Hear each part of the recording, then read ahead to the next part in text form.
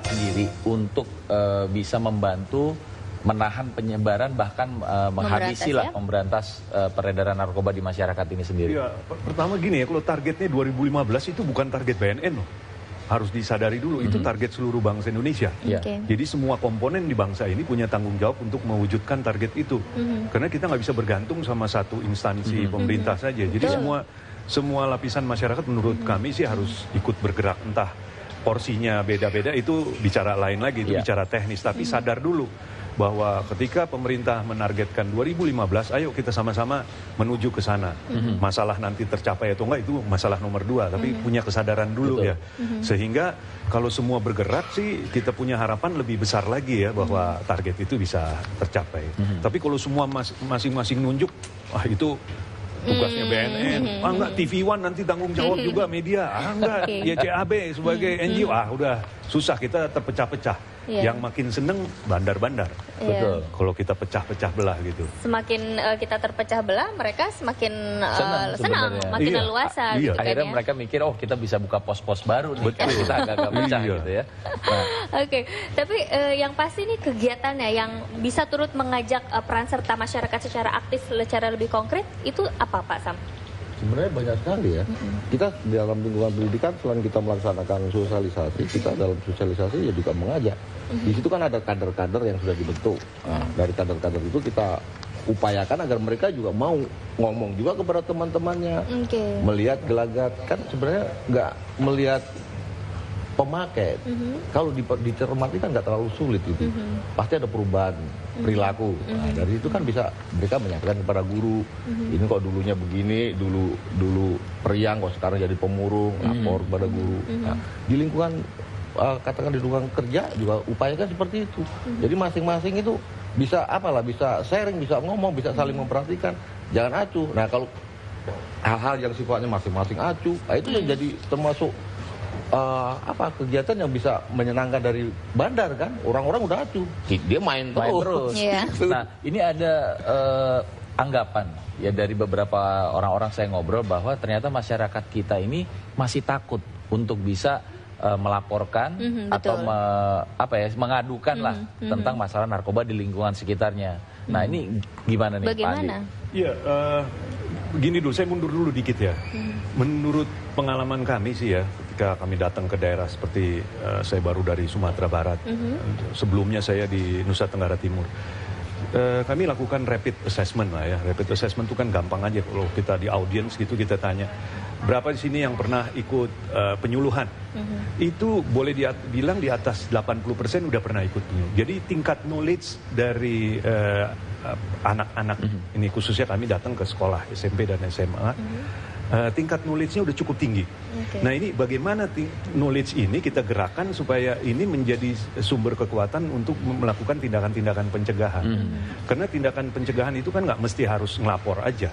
Dia ngobrol dengan temennya yang mungkin sudah mulai berpikir-pikir mau coba atau nggak, mau coba nggak. Ketika dia sampaikan informasi yang objektif, menurut saya sih itu udah cukup baik itu. Nah, ini yang menjadi persoalan sekarang ini. Bagaimana kita menggerakkan pengetahuan dari masyarakat yang sudah cukup tinggi menurut kami ya, sudah cukup tinggi. Kalau ditanya bahayanya apa sih, mereka rata-rata udah tahu. Iya, jadi nah ini kita perlu gerakan nih. Nanti akan kita bahas lebih lanjut tuh Pak, bagaimana menggerakkan ilmu ataupun pengetahuan yang sudah dimiliki oleh masyarakat untuk lebih waspada lagi ataupun meningkatkan self awareness-nya ya. Pemirsa jangan kemana-mana karena Coffee Break masih akan segera kembali selain satu ini.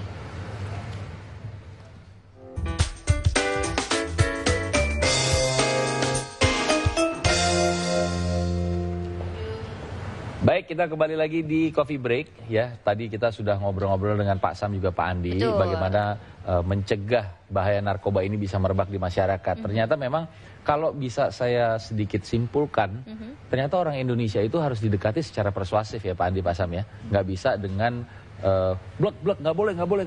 Mental gitu. Duluan. Sebetulnya nggak apa-apa sih bilang nggak boleh, tapi sekaligus kita harus berikan alternatif. Kalau nggak boleh yang ini, yang mana dong yang boleh? Kan gitu ya. Kalau ngelarang-larang semua kan gampang. Gitu juga kalau kita ngobrol sama anak-anak kan, jangan lakukan ini. Ya kalau begitu yang mana yang boleh? Kenapa nggak boleh juga gitu kan? Dan paling baik lagi kalau kita kasih sarananya yang boleh itu ya. Betul. Gitu. Jadi jangan cuma memang itu jangan cuma ngelarang-larang. Tapi alasannya harus ada gitu. Dulu zamannya Presiden Ronald Reagan itu Ibu Nancy Reagan-nya melakukan satu gerakan di sana tentang narkoba juga. Just say no to drugs. Tapi kurang berhasil karena say yes to what? Nggak dikasih. Iya, nggak dikasih yes-nya. Gitu. Iya. Itu benar juga, makanya nggak boleh ngambang dan nggak boleh abu-abu. Harus ada alasan yang jelas. Alasannya kan, harus jelas. Pak Sam, tadi Pak Andi menyatakan bahwa pengetahuan yang dimiliki masyarakat itu sebenarnya kekuatan gitu kan. Ketika pengetahuan itu bergerak secara serempak bisa menjadi modal yang sangat besar gitu kan bagi masyarakat untuk memberantas narkoba. Bagaimana menurut Pak Sam?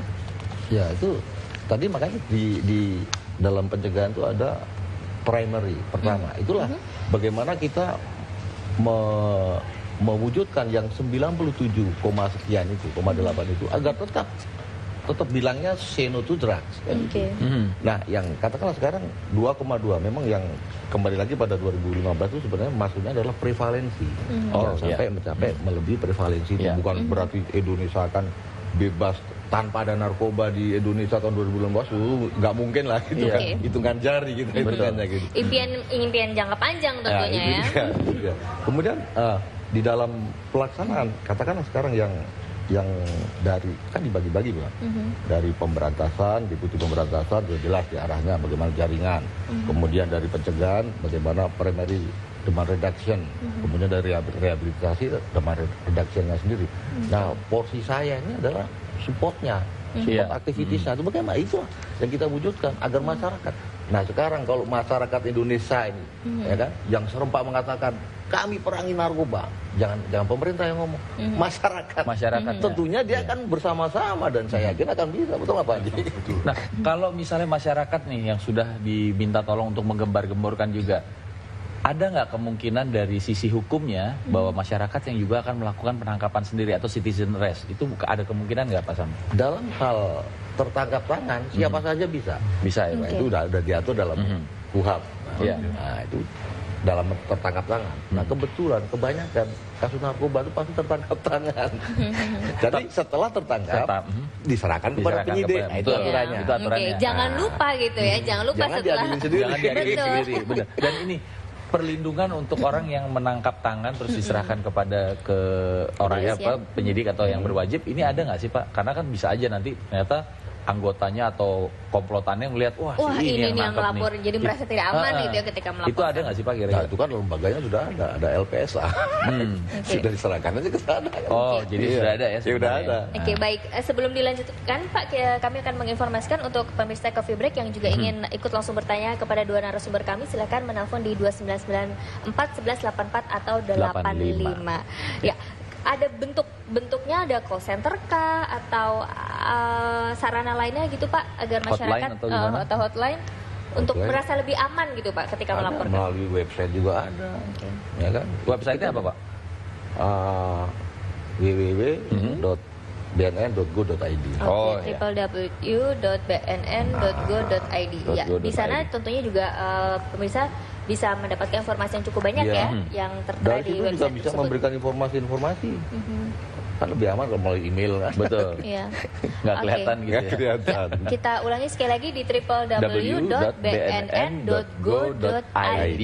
Nah, silakan masuk ke situ, cari informasinya. Pokoknya di situ komplit ya Pak Sam. Komplit.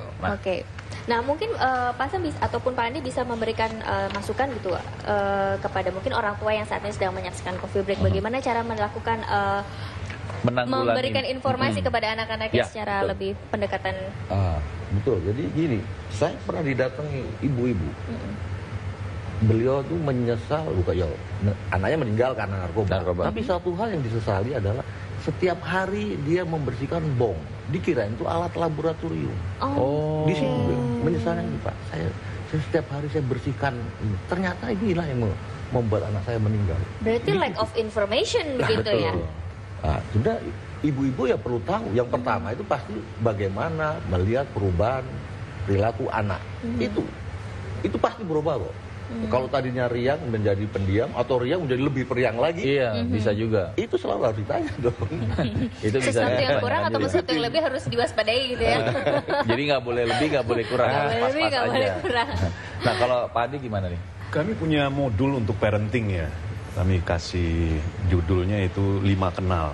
kenal. Iya, kenal pertama tuh kenal narkoba dengan seluruh dinamikanya ya. Tadi termasuk alat-alat, gejala-gejala. Nah, kenal kedua tuh kenal diri dia sendiri dulu. Dia model tipe orang tua kayak apa sih? Dia gaya dia membesarkan anak seperti apa? Yang kenal ketiga ya kenal anak mesti dong. Kebanyakan orang tua sekarang kalau kita lakukan kembali lagi, kami suka melakukan kuis-kuis yang sederhana gitu ya. Coba tuliskan 5 kesenangan dari anak, itu udah susah sekali waktu dicocokin dengan anaknya. Jadi beda gitu. Jadi orang tua kebanyakan kurang mengenal ya. Kenalnya cuma ya begitu-gitu aja. Coba sebutkan 3 teman dekat anak-anak. Susah juga. Sebutkan 3 tempat kemana anak-anak suka pergi. Nggak tahu juga. Sebutkan pelajaran yang paling disukai oleh anak-anak. Salah jawabnya. Salah juga. Yang paling ekstrim, coba sebutkan nama anak Anda. Waduh, bingung. Dia lupa taunya ternyata. Sambil kita memberikan kesempatan para orang tua untuk lebih mengenali anak-anaknya, kami akan segera kembali setelah satu ini, jangan kemana-mana ya. Sampai segitunya Pak ya? Sampai segitu gitu.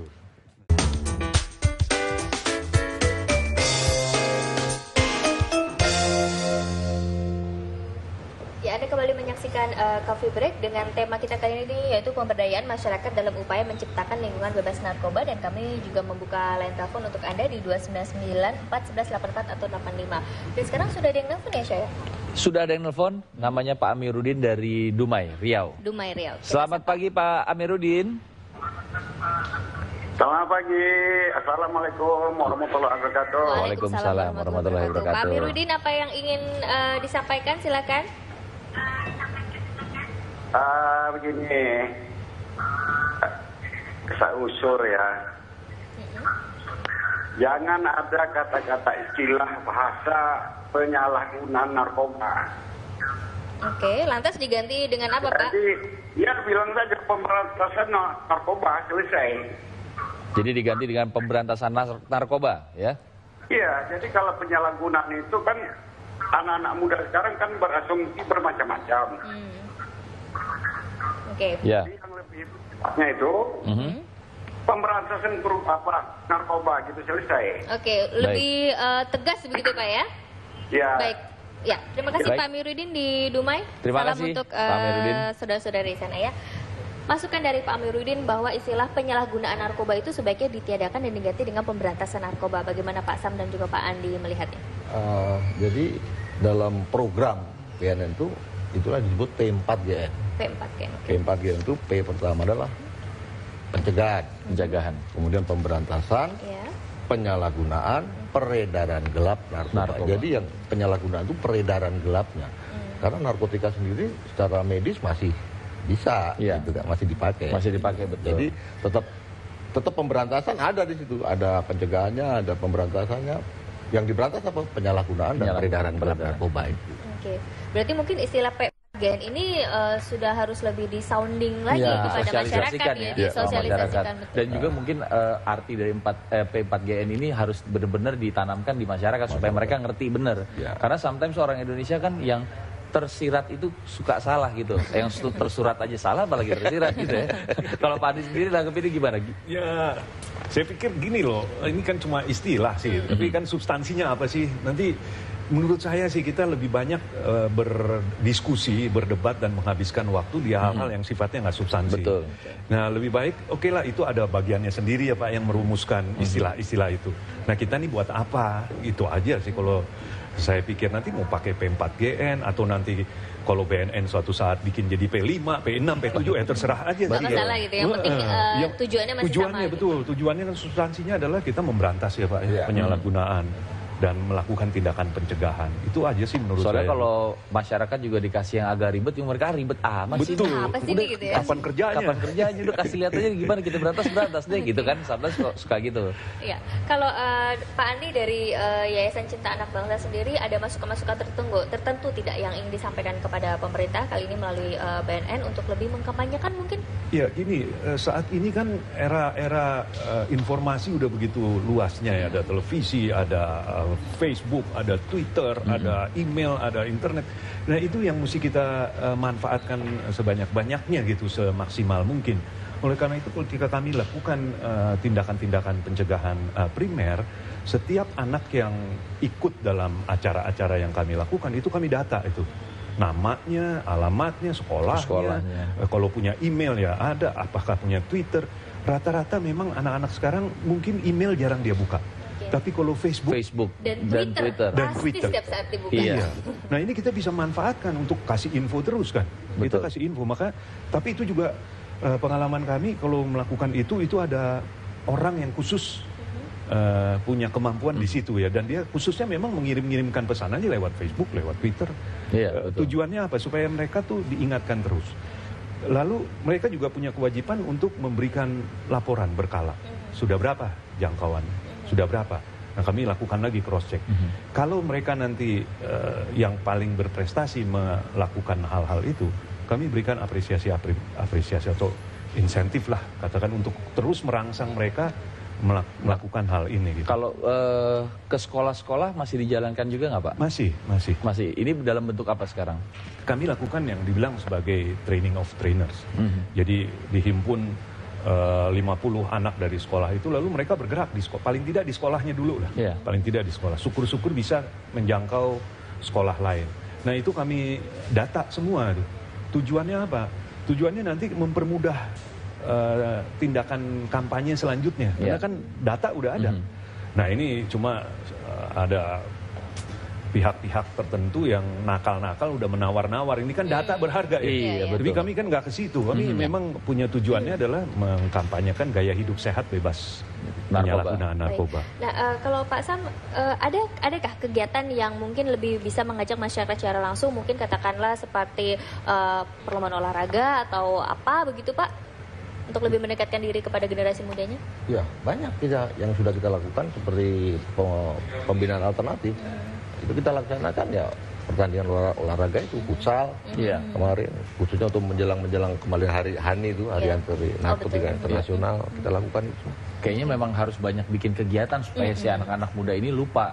Sama masyarakat juga harus dihimpun supaya mereka juga lupa sebenarnya. Cuman siapa yang bikin acara? Itu dia.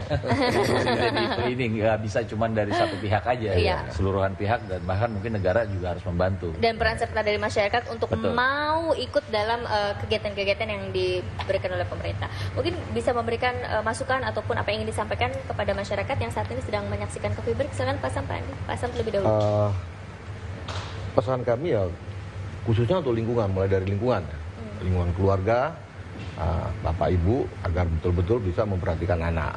Nah sekarang di lingkungan pendidikan, guru, dosen, tolong jangan sekarang kan sebenarnya formal, ngajar, habis ngajar selesai mungkin dipindah lagi ngajar kemana lagi, tidak mengenal muridnya. Nah itu kembali lagi seperti itu.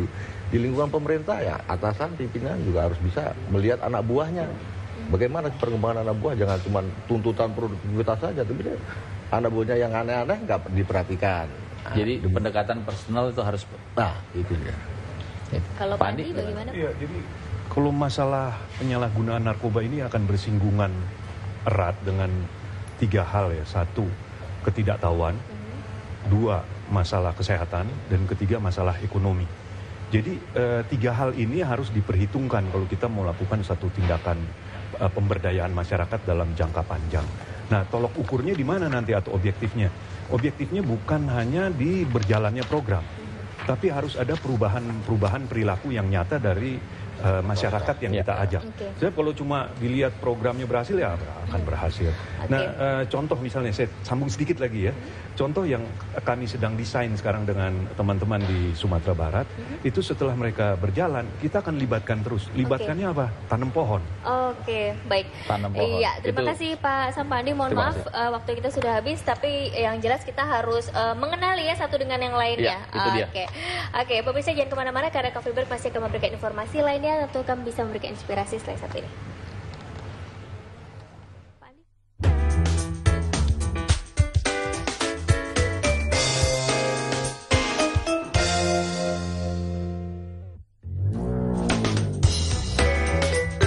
Baru saja Anda menyaksikan Coffee Break.